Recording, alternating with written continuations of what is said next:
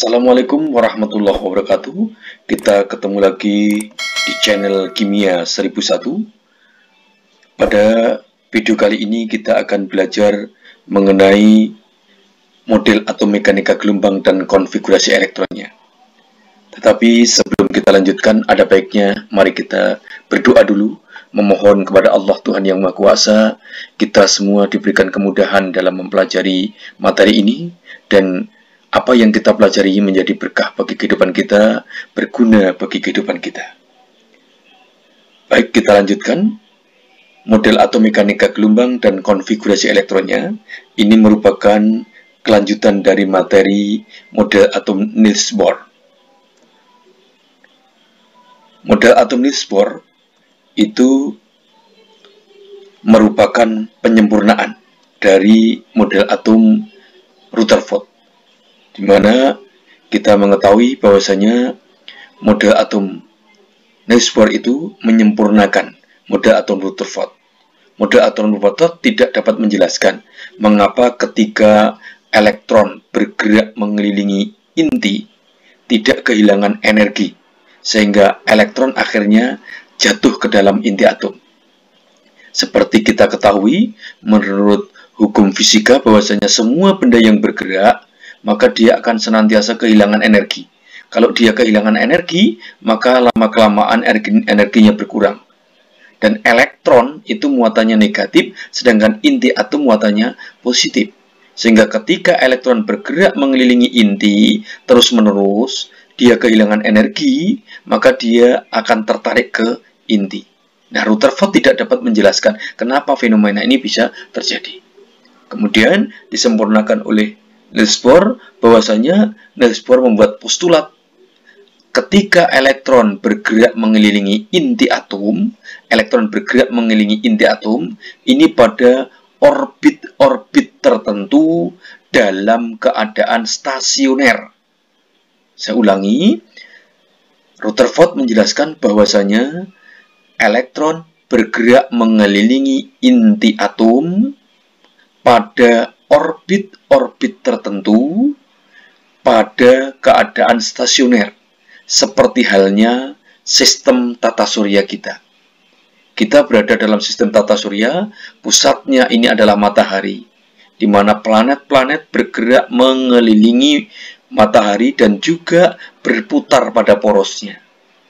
Dan itu sudah berjalan berjuta-juta tahun yang lalu dan tidak pernah terjadi sekalipun lintasan bumi itu bergeser dengan lintasan Mars. Ini yang dijelaskan oleh Rutherford, yang dijelaskan oleh Niels Bohr. Sehingga ini merupakan penyempurnaan dari model atom Niels Bohr. Kemudian bagaimana dengan teori mekanika kuantum atau model atom mekanika kuantum? Model mekanika kuantum ini menyempurnakan model atom Niels Bohr. Kalau Niels Bohr tadi mengatakan bahwa elektron bergerak pada lintasan-lintasan tertentu, maka ini amatlah tidak mungkin. Mengingat elektron itu adalah partikel subatom yang masanya hampir mendekati nol. Sehingga tidaklah mungkin posisi elektron itu dapat diketahui dengan pasti. Nanti akan kita bahas adanya sifat dualisme gelombang dan materi oleh de Broglie. Nah, ini kita bisa nautkan bahwasanya model-model atom itu merupakan penyempurnaan. Rutherford menyempurnakan Thomson. Thomson menyempurnakan Dalton. Niels Bohr menyempurnakan Rutherford. Mekanika gelombang menyempurnakan Niels Bohr. Demikian seterusnya. Kita lanjutkan teori-teori yang mendasari model atom mekanika gelombang. Yang pertama, model atom mekanika gelombang ini muncul karena kegagalan Niels Bohr dalam menjelaskan spektrum atom berelektron banyak. Jadi, hanya bisa menjelaskan spektrum hidrogen saja, tapi tidak bisa menjelaskan bagaimana spektrum beratom banyak. Kemudian, hipotesis dualisme sifat gelombang oleh Louis de Broglie yang tadi sudah saya sampaikan bahwasanya materi dapat bersifat sebagai partikel sekaligus dapat mempunyai sifat gelombang. Akibat adanya dualisme sifat tersebut, tidaklah mungkin letak dan kecepatan elektron dapat dipastikan serentak, sehingga tidak mungkin elektron itu lintasannya diketahui dengan pasti. Kemudian, Warner-Heisenberg mengemukakan azas ketidakpastian dalam menentukan letak elektron. Karena elektron ini memiliki sifat dualisme, dia sebagai materi dan dia sebagai gelombang, maka menurut Heisenberg, elektron itu lintasannya berada dalam ketidakpastian. Dalam artinya hanya dimungkinkan wilayah yang ditemukannya elektron. Sehingga Erwin Schrödinger kemudian menyempurnakannya menggunakan istilah orbital atau bentuk ruang yang memungkinkan elektron ditemukan. Sekali lagi, ini adalah beberapa ahli yang mendasari, yang menyempurnakan teori Niels Bohr menjadi teori mekanika gelombang. Elektron itu sifatnya adalah partikel subatom yang memiliki sifat dualisme antara sifat materi dan sifat gelombang. Sehingga lintasannya itu adalah hanya kebolehjadian keberadaan elektron, bukan lintasan yang dapat ditentukan dengan pasti. Kita lanjutkan, sehingga kalau kita bandingkan begitu, ini tadi bahwasanya menurut teori Niels Bohr, keberadaan elektron itu berada pada orbital, pada kulit, pada lintasan tertentu yang sudah jelas. Sedangkan kalau menurut model mekanika gelombang, keberadaan elektron itu pada orbital, pada wilayah, pada daerah kebolehjadian ditemukannya elektron. Ini perbedaan antara model atom menurut Niels Bohr dan model atom mekanika gelombang. Sehingga ini gambarnya ini titik-titik ini adalah wilayah yang memungkinkan ditemukannya elektron. Mengingat elektron itu partikel subatom yang masanya hampir nol. Kalau masanya nol, maka dia bukan materi. Karena syarat materi itu adalah memiliki massa. Oke, kita lanjutkan. Menurut teori Niels Bohr, jumlah atom masing-masing kulit atau jumlah elektron maksimum yang berada dalam tiap kulit itu dirumuskan dengan 2n kuadrat. Dengan n adalah nomor kulit yang dihitung dari kulit yang paling dalam. Ini sudah kita pelajari di video sebelumnya. Kemudian, menurut model atom mekanika gelombang, karena posisi elektron itu adalah berada pada tempat yang tidak bisa dipastikan, maka untuk menentukan posisi elektron itu digunakanlah 4 bilangan kuantum, yaitu bilangan kuantum utama, N, bilangan kuantum azimut, L, atau subkulit, kemudian bilangan kuantum magnetik, kemudian bilangan kuantum spin. Bilangan kuantum utama ini tingkat energi atau nomor kulit. Azimut ini subkulit. Magnetik ini adalah orbital, jumlah orbital. Sedangkan spin ini adalah arah rotasi elektron. Sehingga elektron itu selain berputar mengelilingi inti atom, dia juga berrotasi pada porosnya. Kita lanjutkan. Sehingga konfigurasi elektron berdasarkan model atom mekanika gelombang itu agak sedikit berbeda dengan konfigurasi atom model Niels Bohr. Karena untuk menentukan posisi elektron dalam model atom mekanika gelombang itu harus menggunakan beberapa bilangan kuantum. Sehingga Anda perhatikan berdasarkan model atom mekanika gelombang, di dalam kulit atom itu terdapat subkulit atom atau bilangan kuantum azimut. Di dalam subkulit terdapat orbital atau bilangan kuantum magnetik. Sedangkan elektron berada di dalam orbital tersebut. Tiap-tiap orbital itu terdapat 2 elektron yang berrotasi, berputar pada porosnya dengan spin, ini bilangan kuantum spin, dengan bilangan spin yang berlawanan. Oke, kita lanjutkan. Sehingga kalau kita hubungkan semacam ini. Jadi di dalam kulit nomor 1 kulit pertama, kulit yang paling dalam, itu menurut teori model atom mekanika gelombang, itu hanya terdapat satu subkulit atau satu bilangan kuantum azimut L dengan harga 0. Ya, harga 0. Dan ini dilambangkan dengan S sharp. Jadi saya ulangi, kulit pertama memiliki satu subkulit saja, yaitu subkulit S. Di dalam subkulit S, ini memiliki orbital, jumlahnya 1 juga, harganya 0. Jadi, kalau kulit itu harganya adalah 1, kemudian 2, kemudian 3, dan seterusnya, maka subkulit itu harganya adalah 0 sampai dengan N-1. Jadi kalau kulit nomor 1, maka subkulitnya 1 dikurangi 1, yaitu 0. Dengan orbital itu harganya adalah min L, negatif L, sampai dengan plus L. Jadi kalau harganya L itu 0, maka yang mungkin untuk harga M hanya 0 saja. Hanya satu orbital.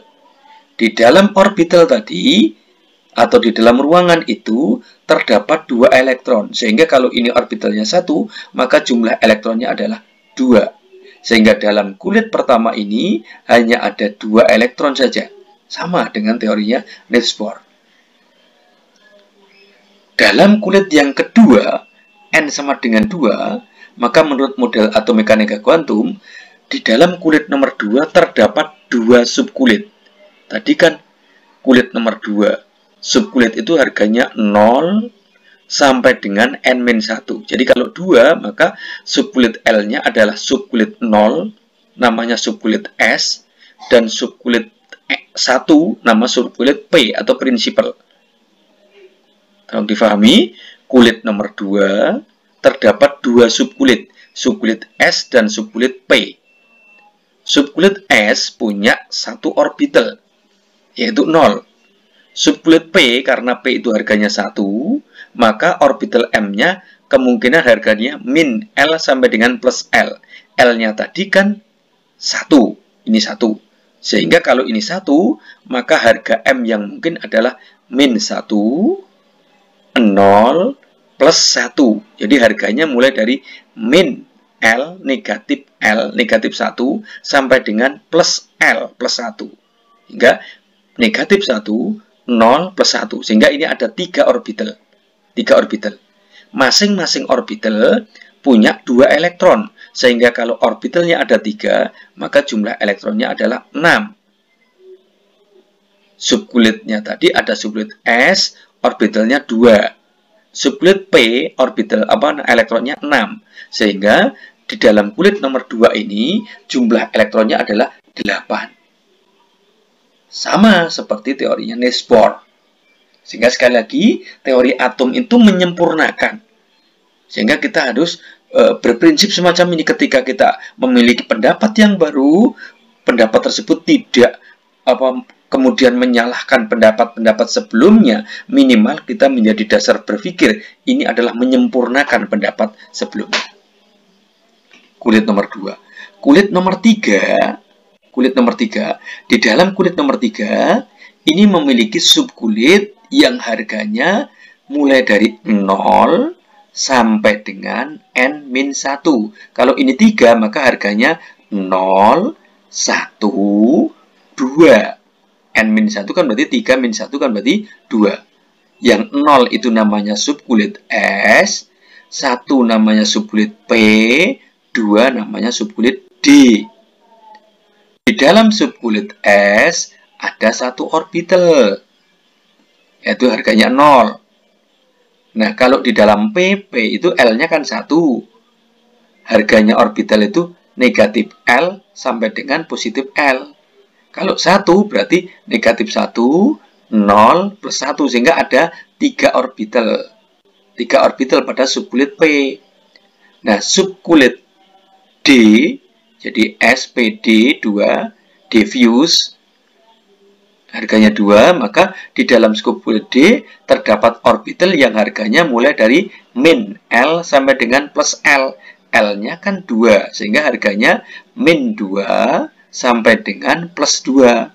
Min 2 sampai dengan plus 2 itu berarti min 2, min 1, 0, 1, 2. Sehingga ada 5 orbital. Masing-masing orbital ada 2. Sehingga kalau ada 5 orbital, maka elektronnya ada 10. Jadi kulit nomor 3 ada subkulit S isinya 2, subkulit P prinsipal isinya 6, dan subkulit D isinya 10. Total ada 18. Sama dengan teori Niels Bohr kemarin. Kemudian berikutnya kulit nomor 4. Semakin besar kulitnya, maka subkulitnya juga semakin banyak. Subkulit nomor 4, kulit nomor 4 memiliki harga subkulit 0 sampai dengan N-1. Berarti 0, kalau ini 4 ya, N-1 berarti 4-1 berapa? 3. Berarti 0, 1, ya 0, 1, 2, 3. Ini harga subkulit. Harganya orbital min L, jadi harganya orbital M ini tergantung pada L, harganya L tergantung pada N. Ya, jadi kalau 0 tadi berarti kalau subkulit S atau 0, maka orbital yang mungkin ya 0 saja. Kalau 1 atau P berarti ada min 1, 0 plus 1 berarti ada 3. Kalau 2 berarti harganya orbital yang mungkin negatif 2, negatif 1, 0, 1, 2. Jadi kalau subkulit nomor 2 tidak mungkin punya orbital negatif di 3, tidak mungkin. Ya, sehingga ini totalnya ada 5. Lah kalau subkulit 3 atau ini tadi S, sharp, principal, diffuse, kemudian F, ini berarti di sini ada harga orbital mulai negatif 3 sampai positif 3. Kalau kita hitung negatif 3, negatif 2, negatif 1, 0, 1, 2, 3. Ada 7 orbital. Masing-masing orbital isinya 2. Ya, sehingga ada 14. Ini tadi orbitalnya 5 berarti 10, orbitalnya 3 berarti 6, orbitalnya 1 berarti 2. Jadi total ada 32. Sehingga kalau kita teruskan kulit nomor 5 lebih banyak lagi. Sehingga simpulannya tadi, kulit nomor 1 ada satu subkulit, yaitu satu S saja. S saja. Sedangkan kulit nomor 2 ada subkulit S dan subkulit P. Kulit nomor 3 ada subkulit S, subkulit P, subkulit D. Kulit nomor 4 ada subkulit S, subkulit P, subkulit D, dan subkulit F. Oke, sehingga kalau kita simpulkan semacam ini konfigurasinya. Pada kulit nomor 1 hanya satu S, satu orbital, berarti isinya 2. Sedangkan kulit nomor 2 bisa 2 S, bisa 2 P. 2 S isinya 2, 2 P isinya 6, sehingga total ada 8. Kulit nomor 3 bisa 3 S, bisa 3 P, bisa 3 D. 3 S, 3 P, 3 D. S tadi isinya 2, P isinya 6. Kenapa P 6? Karena orbitalnya 3. D, kenapa D kok 10? Karena orbitalnya tadi ada 5. Masing-masing orbital isinya 2. Kulit nomor 4 bisa S, bisa P, bisa D, bisa F. S tadi isinya 2. Jadi ini membacanya bukan 4S kuadrat, bukan 4P pangkat 6, bukan. Artinya 4S2 itu 4S isinya 2 elektron. 4P isinya 6 elektron, maksimum. 4D isinya 10 elektron. 4F isinya 14 elektron. Sehingga ini membacanya 1S2, bukan 1S kuadrat, bukan 2S kuadrat, 1S2. 2S2, 2P6, 3S2. 3P, 6, dan seterusnya. Ya, kulit nomor 4 ada S, P, D, F. Kulit nomor 1 hanya S saja. Kulit nomor 2 ada S dan P. Kulit 3 S, P, D. 4 S, P, D, F. Kulit nomor 5 berarti lebih panjang lagi. Bisa S, P, D, F kalau ada G. Tapi sementara jumlah unsur yang ditemukan sekarang belum memungkinkan untuk sampai 5G. Oke, kita lanjutkan. Sehingga aturan konfigurasi elektronnya tetap menggunakan prinsip Aufbau. Elektron cenderung menempati pada subkulit dengan energi terendah. Jadi elektron cenderung menempati pada subkulit paling rendah atau energi terendah. Ya, kita lihat bagaimana menentukan tingkat energinya. Tingkat energi itu adalah jumlah dari N ditambah L. Itu tingkat energinya. N tadi kulit, L tadi subkulit. Kulit 1 tadi kan 1S. 1S tadi harganya 0. Sehingga 1 tambah 0, 1. Kulit nomor 2 bisa 2S, bisa 2P tadi tuh. 2S artinya 2. Kulit nomor 2, S tadi artinya 0. Sehingga 2 tambah 0, 2. 2P berarti 2P tadi harganya kan 1. Sehingga 2 tambah 1, 3. 3S, 3 tadi tetap 3. Kulit nomor 3, S tadi harganya 0. Sehingga 3S itu 3 tambah 0, 3. 3P, 3 tambah 1, 4. 3D, D tadi harganya kan 2. Sekali lagi, S harganya 0, P harganya 1, D harganya 2. Sehingga 3D, 3 tambah 2, 5. 4S, 4 tambah 0, 4. 4P, 4 tambah 1, 5. 4D, 4 tambah 2, 6. 4F, 4 tambah 3, 7. 5S, 5 tambah 0, 5. 5P, 5 tambah 1, 6. 5D, 5 tambah 2, 7. Dan seterusnya. Sehingga kita bisa melihat urutannya ini. 1, 2, 3. Pak, ini sama-sama 3. Kalau sama-sama 3, semacam ini, maka kita lihat kulitnya. Kulit nomor 2 lebih dulu dari kulit nomor 3.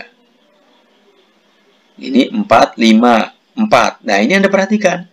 Ternyata di sini tingkat energi subkulit 4S itu lebih rendah dibandingkan subkulit 3D. Sehingga nanti ngisi elektronnya 4S dulu diisi, setelah itu baru ngisi kulit 3D. Jadi urutannya begitu. Nah, di sini juga sama. 5S. Ini 5S, subkulit 5S itu ternyata 5. Berarti 5S nanti tempatnya ada di sini. Berarti 5S itu diisi setelah 4P. Ya, sehingga kalau kita urutkan aturannya Aufbau, kita disimbolkan itu semacam ini urutannya. S, SPO, SPO, sedep, sedep. Ya, perhatikan urutannya. S, SPO, SPO, sedep, sedep. Ini tolong Anda kuasai sehingga nanti Anda akan mudah dalam menyusun konfigurasi elektron. Kita praktekkan biar Anda tidak penasaran. Nanti, nah, gunanya untuk apa? Untuk menentukan nomor golongan dan nomor periode. Perhatikan aturannya. Jika elektron terakhir berada pada subkulit S atau subkulit P, maka unsur tersebut merupakan unsur golongan A. Dengan nomor golongan, kalau berakhir di S ya, elektron S itu isinya berapa? Kalau berakhir di P, maka S ditambah P.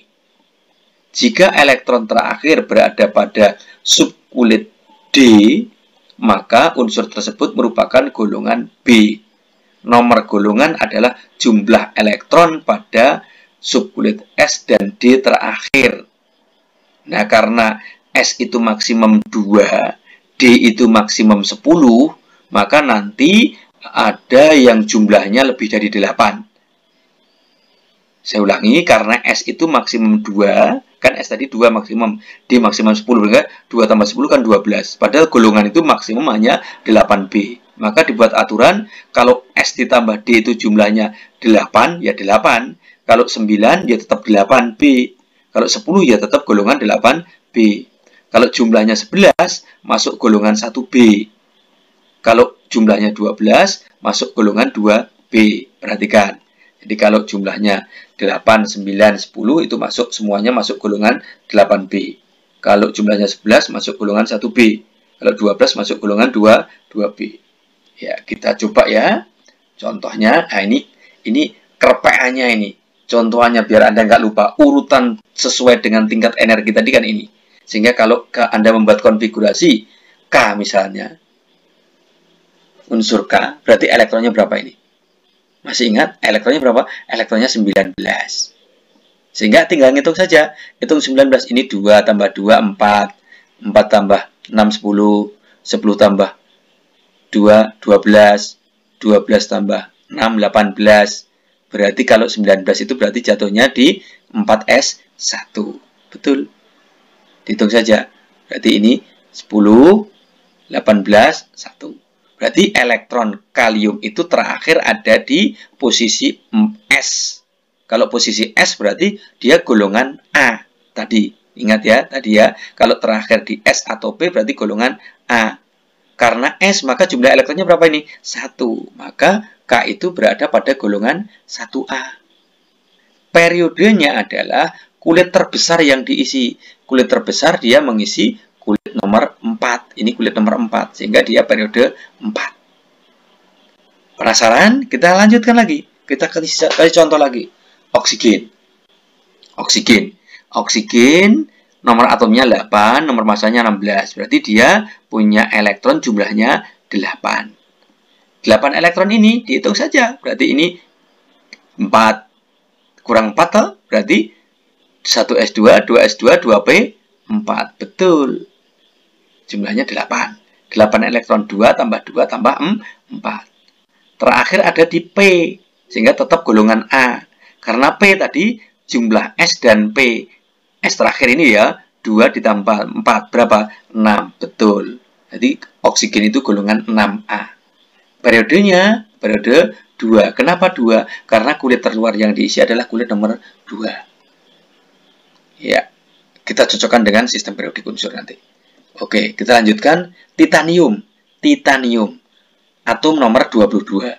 Berarti dia punya nomor atom 22. Elektronnya 22. Elektronnya 22. Sehingga konfigurasinya tinggal ngitung saja. 22 itu sampai mana? Kalau Anda hafal ini. Ya, kita hitung. Nah, ini. 1S2, 2S2, 2P6, 3S2, 3P6, 4S2, 3D2. Urut seperti di atas ini. Kita ngitung sampai 22 elektron. Terakhir ada di D. Berarti dia golongan B. Golongan transisi. Golongan B. Golongan berapa? S tambah D. 2 tambah 2. Berarti dia berada pada golongan 4B. Periodenya periode 4. Karena elektron terluar yang diisi adalah kulit nomor 4, bukan kulit nomor 3. Loh Pak, nomor 4 kok di depan? Karena tadi tingkat energinya itu lebih rendah 4S dibandingkan 3D. Sekali lagi, kenapa 4S diisi dulu? Tadi dijelaskan bahwasanya 4S itu berarti tingkat energinya lebih rendah daripada 3D. Iya, lihat di depan tadi. Oke, kita lanjutkan. Bagaimana dengan seng? 30, ya tinggal hitung saja. 30. 2 tambah 2 tambah 6, 10, tambah 2 tambah 6 tambah 2, 20, tambah 10, 30. Terakhir ada di D, dia golongan B.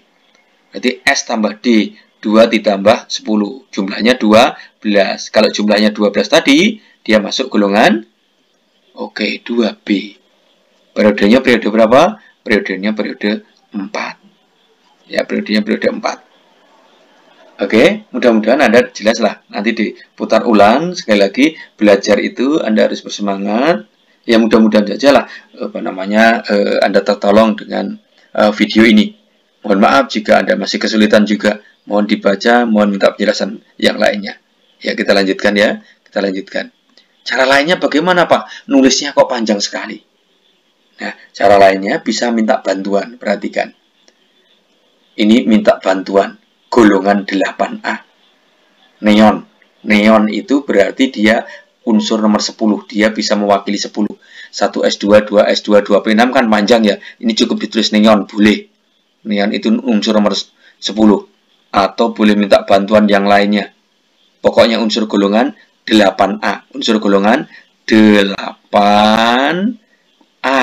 Ayo, Anda belum mengenal, masih kelas 10, tolong Anda memiliki sistem periodik unsur, kemudian dilihat golongan 8A.